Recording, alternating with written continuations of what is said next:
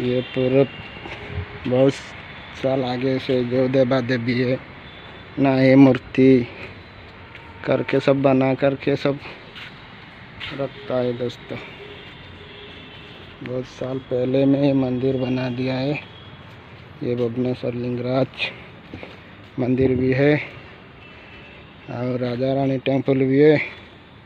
सब आपको दिखाऊंगा, लेकिन मेरा थोड़ा टाइम मिलना होगा।